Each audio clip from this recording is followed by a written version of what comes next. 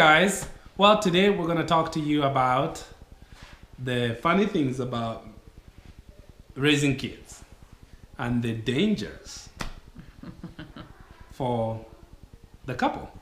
And sometimes one of the things that's hard about raising kids is that it takes a lot of time and a lot of energy. And so we find it that many parents, it's an overwhelming time.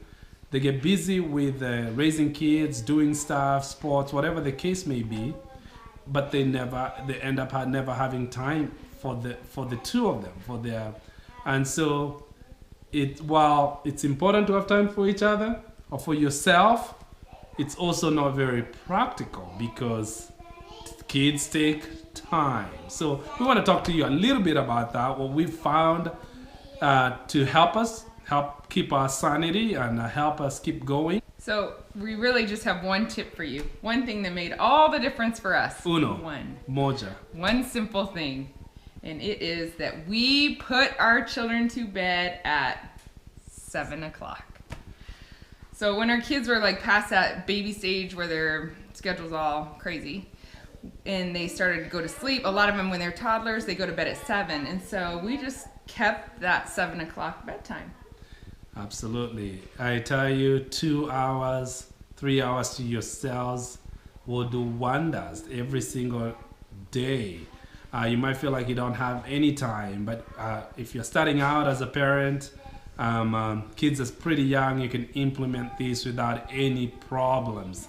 And so it will help you greatly if you can get to that. We know it's not for everybody. Not everybody likes to be that scheduled. But for us, it worked so well because you may be wondering what happens when they're not ready to sleep at 7 anymore. Well, for us, we would tell our kids it's time to go to bed, and if you're not sleepy, you can read. And so, sorry, you can probably hear background noise because we do have children. So we would put them to bed and tell them you can read until you're sleepy. And so that really encouraged them to actually read a lot. Some of our kids that were more hesitant to read, when it's between reading and sleeping, they'll pick reading every single time. Yeah. So we would go to the library, make sure there's lots of good picture books and things. Some of the picture books are so great because they have tons of big vocabulary in them and all kinds of things, and it keeps their interest because of the pictures. And then as they grew, they would get their own interest in books. And then we have also gone through seasons where we used audiobooks. Yeah. They love audiobooks. And we've used also Adventures in Odyssey, which is like a radio dramatization.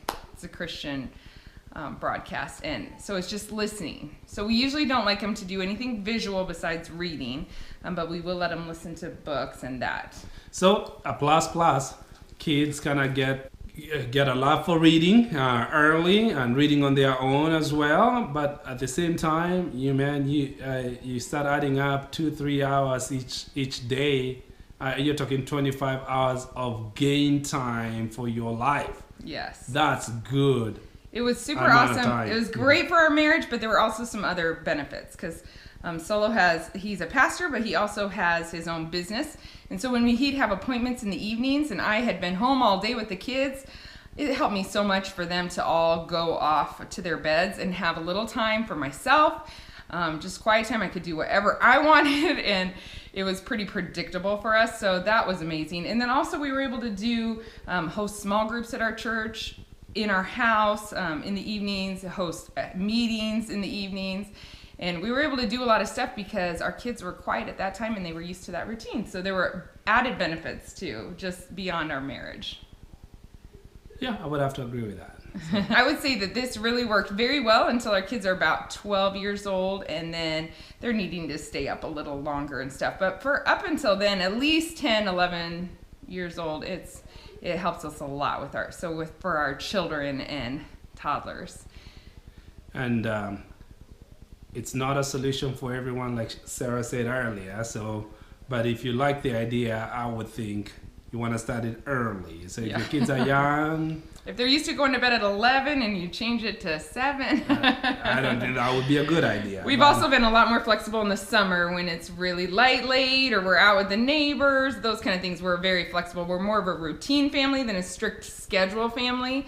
So we're flexible like that. But it is great to have those times where you know, oh, it's 7, they're all going off to bed. So that's our number 1 tip, guys, for having more time for your marriage and time for yourself when you're raising children. Well, if you like what she does, you need to like or share or whatever you do on YouTube, like follow or whatever. So, because she's awesome. It's called subscribe. See, awesome. Subscribe to the best channel in the world right here. So, all right, thanks guys. We'll talk to you later.